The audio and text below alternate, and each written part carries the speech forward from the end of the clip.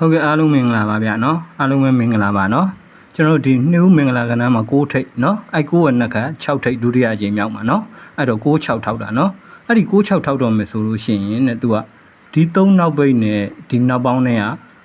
9နော်အဲ့9က9နောက်ဒီ3နောက်ပိတ်နဲ့ရှေ့ပေါင်း3နဲ့က6နော်ဒီ3လုံး9ဒီ3လုံး6 6 6လို့ထောက်ပြီးကမှအဲ့6 6ထိပ်ထောက်တာနော်ဒါပထမကနော်82ခုနှစ်မှာဖြစ်တာနော်83ခုနှစ်မှာပေါ့နော်ဒုတိယကဒီမှာ89ခုနှစ်မှာတစ်ခါလာမယ်နော်89ခုနှစ်မှာ6ထိပ်နှူးမင်္ဂလာကဏ္ဍမှာ6ထိပ်ဒုတိယအကြိမ်မြောက်မှာ6ထိပ်9နှစ်ခါ6ထိပ်ထောက်တာသူထောက်တော့မယ်ဆိုလို့ရှိရင်တဲ့သူကသူ့ဘေးရင်ဆိုင်ကက်ရဲ့နှစ်မှာ3ညနဲ့ဒီနောက်ပေါင်းတွေက9နော်အဲ့9က9ပေါ့နော်ဒီ3ညနဲ့ဒီရှေ့ပေါင်း6နဲ့က6နော်ဒီ3ညနောက်ပိတ်နဲ့နောက်ပေါင်း9နဲ့က9ထိပ်3ညနောက်ပိတ်နဲ့ရှေ့ပေါင်း6နဲ့က6ထိပ်နော်အဲ့9 6ထောက်တာဒုတိယကနော်တတိယကဒီမှာလာမယ်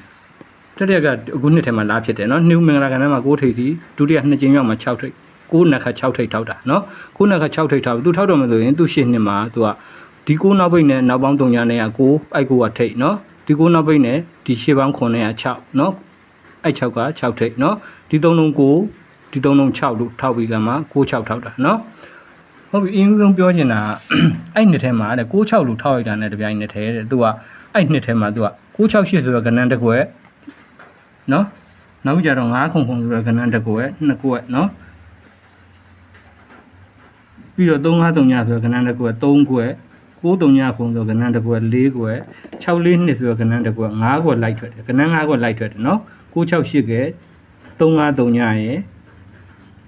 9ခုခုရဲ့3ည9ခုရဲ့642ကနော်အဲ့ကဏ္ဍ5ခွက်လိုက်ထွက်တယ်နော်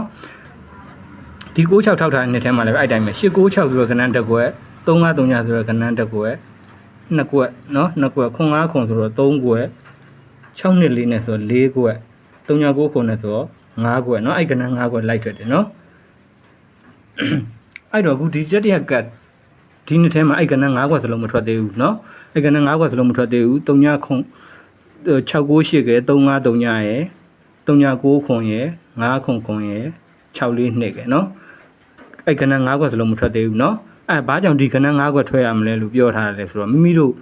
့တိုက်ဆိုင်မှုရှိတဲ့အချိန်ကျရင်ထည့်ထုတ်လို့ရအောင်လို့ဒီကဏ္ဍ5ခွက်လိုက်ထွက်တယ်ဆိုတာကိုရှင်းပြထားတာเนาะဒီစနစ်ထဲမှာအဲ့ကဏ္ဍ5ခွက်လိုက်ထွက်တယ်เนาะမိမိတို့ရတဲ့အချိန်နဲ့တိုက်ဆိုင်လို့ရှိရင်ထည့်ထုတ်ရင်ထိုးလို့ရအောင်လို့ပြထားတာเนาะအဲ့ထဲမှာတဲ့ဒီပွဲစဉ်မှာကဏ္ဍ2ခွက်ထွက်နိုင်တယ်เนาะအဲ့ဟာကိုကျွန်တော်ပြမှာအဓိကเนาะအဲ့ထဲမှာသူက6ထိပ်6ထိပ်လို့ထောက်ထားတဲ့အတွက်တဲ့အဲ့6ထိပ်နဲ့6ထိပ်ကြောင့်6ပရိကဏ္ဍ5ခုခုထွက်တယ်နော်6ထိပ်ကြောင့်6ပရိကဏ္ဍ39ခုထွက်တယ်နော်အဲ့ဒီကဏ္ဍတွေကအဓိကထားလိုက်မှာပေါ့နော်6ပရိကဏ္ဍ39ခုအဲ့39ခု6ပရိကဏ္ဍထွက်တော့မယ်ဆိုရင်တဲ့သူကခုနောက်ပိတ်သူ့အောက်မှာဗရိတ်ရှစ်တို့ရိုက်ပြီးရတယ်သူ့အောက်တပွဲကျော်မှာအဲ့939ခုဆိုကဏ္ဍလိုက်ထွက်တယ်နော်သူထွက်တဲ့အချိန်မှာခုနောက်ပိတ်ပုံသေးနဲ့ပဲထွက်တယ်နော်အဒုတိယကမှလည်းအဲ့တိုင်းပဲတဲ့6 6ထောက်တယ်ထောက်တဲ့အချိန်မှာခုနကဏ္ဍ5ခွက်8 9 6ခွက်353ညရဲ့ခွန်5ခွန်ရဲ့6နှစ်4 39ခုလိုက်ထွက်တယ်နော်အဲ့နှစ်ထဲမှာသူက6 6ထောက်ထားတာဖြစ်တဲ့အတွက်6ပရိကဏ္ဍ6ထိပ်ကြောင်6ပရိကဏ္ဍ5ခုနော်6ပရိကဏ္ဍ5ခု6ထိပ်ကြောင်နဲ့6 6ထောက်ထားလို့6ထိပ်ကြောင်6ပရိကဏ္ဍ39ခုအဲ့39ခုဆိုတော့ကဏ္ဍထွက်တော်မယ်ဆိုရင်လည်းသူကခွန်နောက်ပိတ်အောက်မှာဗရိတ်ရှိနော်ခွန်နောက်ပိတ်ကအောက်မှာဗရိတ်ရှိလို့ရိုက်ပြီးရတယ်သူ့အောက်တပွဲကျော်မှာအဲ့39ခုဆိုတော့ကဏ္ဍလိုက်ထွက်တယ်နော်ခွန်နောက်ပိတ်ပုံသေးနဲ့ပဲထွက်တယ်ဟုတ်ပြီအဲ့ဒါဆိုရင်ဒီပွဲမှာအခုတတိယမြောက်မှာ6ထိပ်6ထိပ်9နှစ်ခါ6ထိပ်ထောက်ထားတဲ့အတွက်ကဏ္ဍ5ခွက်ထဲကတစ်ခွက်မှမထွက်သေးဘူးเนาะခုနကပြတဲ့ကဏ္ဍ5ခွက်ထဲကတစ်ခွက်မှမထွက်သေးဘူးဒီချိန်မှာအဲ့ကြောင့်6ထိပ်စီကြောင့်6ပရိကဏ္ဍ5ခု6ထိပ်စီကြောင့်6ပရိကဏ္ဍ39ခုဆိုတဲ့ကဏ္ဍအဲ့နှစ်ခွက်ကိုအဓိကထားလိုက်ရမှာเนาะအဲ့တော့6ထိပ်စီကြောင့်နဲ့6ပရိကဏ္ဍ39ခုကဒီမှာထွက်နိုင်တယ်ဘာလို့လဲဆိုတော့ဒီမှာသူကခွန်နောက်ပိတ်သူ့အောက်မှာဗရိတ်ရှိလို့ရတယ်ခွန်နောက်ပိတ်ဗရိတ်ရှိလို့ရိုက်ပြီးသူ့အောက်တပွဲကျော်မှာအဲ့39ခုဆိုတဲ့ကဏ္ဍထွက်နိုင်တယ်เนาะ39ခုခွန်နောက်ပိတ်ပုံလေးနဲ့ပဲသူကထိုးရမှာเนาะ39ခုဟုတ်ပြီ39ခုဆိုတဲ့ကဏ္ဍကလည်းဒီချိန်မှာထွက်ရင်ထွက်လို့ရတယ်เนาะအဲ့ထက်မှာအဓိကပြချင်တာ6နှစ်4ပေါ့เนาะ6နှစ်4ဆိုတဲ့ကဏ္ဍကိုဒီဘက်မှာအဓိကပြချင်တာเนาะဘာဖြစ်လို့လဲဆိုတော့သူက6ထိပ်6ထိပ်လို့ရိုက်လိုက်တယ်အဲ့လိုရိုက်လိုက်တဲ့အဲ့နှစ်ထဲမှာ9နှစ်ခါ6ထိပ်ကြောင့်အဲ့6ထိပ်ကအဲ့နှစ်ထဲမှာ3ချိန်ပဲထွက်တယ်ဒီမှာတစ်ချိန်ထွက်တယ်6ထိပ်ကြီးနောက်ဒုတိယချိန်6ထိပ်ကြီးကဒီမှာထွက်တယ်เนาะဒုတိယချိန်ဒီမှာထွက်ပဲတတိယချိန်6ထိပ်ကြီးကဒီမှာထွက်တယ်เนาะနောက်ဆုံးမှာအဲ့တတိယချိန်6ထိပ်စီလို့ထွက်လာရင်သူက6 4နှစ်ဆိုတဲ့ကဏ္ဍနဲ့ပဲထွက်ပေးရတာเนาะဟုတ်ပြီအဲ့ဒါဆိုရင်လည်းသူက6ထိပ်စီကဒီမှာတစ်ချိန်ထွက်တယ်เนาะ ထွက်ပြီးတော့ဒုတိယကျင်း6ထိပ်စီကဒီမှာထွက်တယ်အဲ့ဒုတိယကျင်း6ထိပ်စီထွက်တော့မယ်ဆိုရင်ဒီနှစ်ထဲမှာသူကပထမဆုံးကျင်းပေါ်တဲ့ရှစ်ခါကိုကျွန်တော်တို့ကကြည့်မှာပထမဆုံးကျင်းပေါ်တဲ့ရှစ်ခါကဒီမှာပေါ်တယ်နော်3ထိပ်စီရဲ့ဇောင်းမှာပေါ်တယ်နော်3ထိပ်စီရဲ့အောက်မှာပထမဆုံးကျင်းရှစ်ခါအဲ့နှစ်ထဲမှာနော်အဲ့ရှစ်ခါရဲ့ပေါ်ပြီးရတယ်အဲ့ရှစ်ခါရဲ့ဇောင်းမှာသူကဒုတိယမြောက်6ထိပ်စီထွက်တာအဲ့ဒုတိယမြောက်6ထိပ်စီထွက်တဲ့ချိန်မှာ6-3ရှည်တွဲနဲ့ထွက်တယ်နော်ဒါပထမကဒုတိယကကြတော့အဲ့တိုင်းမှာ6-6ထောက်တဲ့နှစ်ထဲမှာ6ထိပ်စီကဒီမှာတစ်ချိန်ထွက်တယ်နောက်မထွက်ဘူးနော်တောက်လျှောက်မထွက်ဘူးဒုတိယအချိန်6ထိပ်စီကဒီမှာလာထွက်တယ်နော်အဲ့ဒုတိယအချိန်6ထိပ်စီထွက်တော့မယ်ဆိုရင်အဲ့သူ့ရှစ်နှစ်ထဲမှာသူကရှစ်ခါပထမဆုံးချိန်ပေါ်တဲ့ရှစ်ခါအဲ့နှစ်ထဲမှာဒီမှာရှစ်ခါဒီကြမှာပေါ်တာပထမဆုံးချိန်ရှစ်ခါနော်အဲ့ရှစ်ခါပေါ်တော့မယ်ဆိုရင်ပထမကမှ3ထိပ်ကအောင်မှာအခုဒုတိယကမှ4ထိပ်ကအောင်မှာအဲ့ရှစ်ခါပေါ်တယ်အဲ့ရှစ်ခါရဲ့ဇောင်းမှာဒုတိယမြောက်6ထိပ်ပေါ်တာအဲ့6ထိပ်ပေါ်ရင်62ရှည်ရွဲနဲ့ပေါ်တယ်ပထမကမှ63ရှည်ရွဲနဲ့ပေါ်တယ်ဒုတိယကမှ62ရှည်ရွဲနဲ့ပေါ်လာနော်ပေါ်လာပြီးတော့တတိယမြောက်6ထိပ်စီကဒီကြမှာလာထွက်တယ်နော်တတိယမြောက်6ထိပ်စီ6ထိပ်စီက3ချိန်ပဲထွက်ရမှာနော်တတိယမြောက်6ထိပ်စီလို့ထွက်လိုက်တာနဲ့သူက6နှစ်လေးဆိုတော့ကဏ္ဍနဲ့ပဲထွက်တာနော်ဟုတ်ပြီအဲ့ဒါဆိုရင်ဒီမှာအခုတတိယကမှာ6ထိပ်6ထိပ်ကြောက်အဲ့6ထိပ်ဒီအဲ့နှစ်ထဲမှာ3ချိန်ပဲသူ့စနစ်အရာဆိုပေါ်ပေးရမယ်เนาะဒီစနစ်မှန်မယ်ဆိုရင်ဒီနှစ်ထဲမှာ6ထိပ်ဒီက3ချိန်ပဲထွက်ရမှာအဲ့တော့ပထမတစ်ချိန်6ထိပ်ကဒီမှာထွက်တယ်ဒုတိယချိန်6ထိပ်ကဒီမှာထွက်တယ်အဲ့ဒုတိယချိန်6ထိပ်ထွက်တော့မယ်ဆိုရင်သူ့ရှစ်နှစ်ထဲမှာပထမဆုံးချိန်ထိုင်တဲ့8ထိပ်စီ8ခါပေါ့เนาะပထမဆုံးချိန်8ခါအဲ့8ခါဒီလည်းပဲပထမကမှ3ထိပ်ကအောက်မှာထိုင်တယ်ဒုတိယကမှ4ထိပ်ကအောက်မှာ8ခါထိုင်တယ်အခုတတိယကမှကျတော့5ထိပ်ကအောက်မှာ8ခါထိုင်တယ်အဲ့8ခါရဲ့ဇောင်းမှာ6-2ဆိုတဲ့ကဏ္ဍဒုတိယမြောက်6ထိပ်စီပေါ်တာအဲ့ဒီအချိန်မှာသူကပထမကမှ6-3တွဲဒုတိယကမှ6-2တွဲအခုတတိယကမှ61ရှည်တွဲနဲ့ပေါ်လာတာနော်ဟုတ်ပြီဒါဆိုရင်ပထမ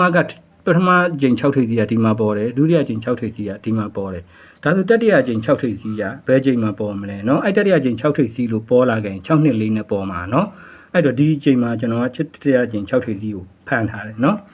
ဟုတ်ပြီအဲ့ဒါဆိုရင်ကြည့်အောင်နော်6ထိပ်စီတတိယမြောက်6ထိပ်စီကြာတော့မယ်ဆိုရင်နော်သူကဒီမှာ6ထိပ်6ထိပ်နှိုးမင်္ဂလာကဏ္ဍမှာ6ထိပ်ဒုတိယချိန်မှာ6ထိပ်9နှစ်ခါ6တဲထားရတော့6ထိပ်စီဒီမှာတစ်ချိန်ပေါ်တယ်ပထမချိန်ဒုတိယချိန်6ထိပ်စီဒီမှာပေါ်တယ်သူပေါ်တော့မယ်ဆို8ခါရဲ့ဇောင်းမှာပေါ်တာနော်အဲ့6ထိပ်စီပေါ်ပြီးတတိယချိန်6ထိပ်စီဒီမှာဒီနောက်ဆုံးမှာလာပေါ်တယ်အဲ့6ထိပ်စီပေါ်တော့မယ်ဆိုရင်တဲ့တတိယချိန်6ထိပ်စီပေါ်တော့မယ်ဆိုရင်တဲ့ဘရိတ်တစ်အဲ့ဘရိတ်တစ်ကအောင်မှာထိပ်စီ3လုံးဇက်တိုက်ဆင်ရမှာနော်၃ညထိပ်စီ3လုံးဇက်တိုက်ထောင်ရတာ၃ညထိပ်စီ3လုံးဇက်တိုက်ထောင်ပြီးကမှထိပ်စီတို့ထိပ်စီ3လုံးဇက်တိုက်ထောင်တာပေါ့ထောင်ပြီးကမှသူ့ဘေးမှာပေါ်တာသူပေါ်တော့မယ်ဆိုရင်လည်းပဲသူက6-9နှစ်ဦးမှာမင်္ဂလာကဏ္ဍမှာ6-6ထောက်ထားတဲ့အတွက်6-9နဲ့ပဲသူကဖြည့်ထား6-4နှစ်နော်အဲ့မှာမှသူက6ထိပ်လို့ကြာတာနဲ့ဒီ3လုံးက6-9နောက်ပေါင်း6နဲ့ပေါ်တာနော်6ထိပ်ဒီ3လုံးနောက်ပေါင်း6-9နော်6-4နှစ်ဆိုတဲ့ကဏ္ဍ6ထိပ်စီတတိယချိန်6ထိပ်စီပေါ်တဲ့အချိန်မှာ6-4နှစ်နဲ့ပေါ်တယ်6ထိပ်ဒီပေါ်မှာ6-4နှစ်ပေါ်တယ်အဲ့ဒီအချိန်မှာသူအထိုင်ကဘယ်လိုဖမ်းလဲဆိုဒီ6ကြောင်နဲ့နှုတ်မင်္ဂလာကဏ္ဍမှာနှုတ်မှာ6ထောက်ထားတဲ့အတွက်6ကြောင်6နဲ့ခါ9နောက်ပေါင်း6နဲ့6-4နှစ်ဆိုတဲ့ကဏ္ဍတဲ့ပေါ်တာနော်ဒုတိယကံမှာအဲ့တိုင်းပဲနော်ဒုတိယကံမှာလည်းသူက6ထောက်ထားတဲ့6ထိပ်စီကပထမတစ်ချိန်ဒီမှာပေါ်တယ်ဒုတိယချိန်6ထိပ်စီကဒီမှာပေါ်တယ်နော်ဒုတိယချိန်6ထိပ်စီပေါ်တော့မယ်ဆိုရင်8ခါရဲ့အောက်ဆောင်မှာပေါ်တာပေါ်ပြီးရတယ်တတိယချိန်6ထိပ်စီပေါ်တော့မယ်ဆိုရင်လည်းသူကဒီမှာ6ထိပ်စီပေါ်လိုက်တာနဲ့6-4ဆိုတဲ့ကဏ္ဍနဲ့ပေါ်တာနော်အဲ့6-4ကဏ္ဍပေါ်တော့မယ်ဆိုရင်ပထမကံမှာဘရိတ်1ဒုတိယကံမှာဘရိတ်3ညထောက်ပြီးကမှသူကထိပ်စီ3လုံး6ထိပ်စီ3လုံးတောက်လျှောက်ဆင့်တာနော်ထိပ်စီ3လုံးဇက်တိုက်ထောင်တာ6ထိပ်3လုံးဇက်တိုက်ထောင်တာပထမကမှ3ညထိပ်3လုံးဇက်တိုက်ထောင်တာထောင်ပြီးကမှသူ့ဘေးမှာပေါ်တာနော်ပေါ်တော့မယ်6ထိပ်ပေါ်လိုက်တာနဲ့ပြန်နဲ့6-4နဲ့ပေါ်တယ်ပေါ်လိုက်မှာ6ထိပ်6ကဏ္ဍခါဒီ3လုံး6လို့ခွေပြီးကမှနောက်ပေါင်း6နဲ့6-4ဆိုတဲ့ကဏ္ဍတစ်ခုတည်းတဲပေါ်တာနော်ဒါဆိုရင်တတိယက6-6ထောက်တယ်ထောက်ထားတဲ့အတွက်6ထိပ်ကြီးပထမတစ်ချိန်6ထိပ်ကြီးကဒီမှာပေါ်တယ်ဒုတိယချိန်6ထိပ်ကြီးဒီမှာပေါ်တယ်သူပေါ်တော့မယ်ဆိုရင်8ခါရဲ့ဇောင်းမှာပေါ်တာပေါ်ပြီးတတိယမြောက်6ထိပ်ကြီးကဒီမှာပေါ်မယ်တတိယမြောက်6ထိပ်ကြီးပေါ်တဲ့ချိန်မှာ6-4ဆိုတဲ့ကဏ္ဍနဲ့ပေါ်ရမှာနော်အဲ6-4ဆိုတဲ့ကဏ္ဍနဲ့ဒီမှာပေါ်မယ်ဘာလို့လဲဆိုတော့ပထမကမှာဘာလို့ဒီမှာဖမ်းထားလဲဆိုတော့ပထမကမှာဘရိတ်3ညဒုတိယကပထမကမှာဘရိတ်1ဒုတိယကမှာဘရိတ်3ညအခုတတိယကမှာဘရိတ်9အဲ့ဘရိတ်9အောင်မှာ3ထိပ်စီ3လုံးဇက်တိုက်ဆင့်ထောင်တာနော်ထိပ်စီ3လုံးဇက်တိုက်ထိပ်စီ3ချိန်ဇက်တိုက်ဆင့်ထောင်းတာ3ထိပ်စီကို3ချိန်ဇက်တိုက်ဆင့်ထောင်းပြီးကမှသူ့ဘေးမှာအဲ့တတိယမြောက်6ထိပ်စီပေါ်တယ်ပေါ်တဲ့ချိန်မှာ6-4ဆိုကဏ္ဍနဲ့ပေါ်တယ်ပေါ်ပြီးမှအဲ့6ထိပ်စီလိုကြာလိုက်တာနဲ့ဒီ နောက်ပေါင်းခွန်နဲ့ဒီနှစ်ခါနဲ့6နှစ်ခါ9ပြန်ဖြစ်ရမှာဖြစ်ပြီးမှနောက်ပေါင်း6နဲ့ပေါ်ရမှာဆို6 6နှစ်4ဆိုတဲ့ကဏ္ဍနော်အဲ့တော့အဓိကဒီဘက်မှာကျွန်တော်6နှစ်4ဆိုတဲ့ကဏ္ဍအဓိက main 309ခွန်ဆိုတဲ့ကဏ္ဍဒီဘက်မှာရန်လို့ရတယ်နော်ဟုတ်ကဲ့အားလုံးပဲနော် good luck ကံကောင်းကြပါလိမ့်ဗျာနော် good luck ပါ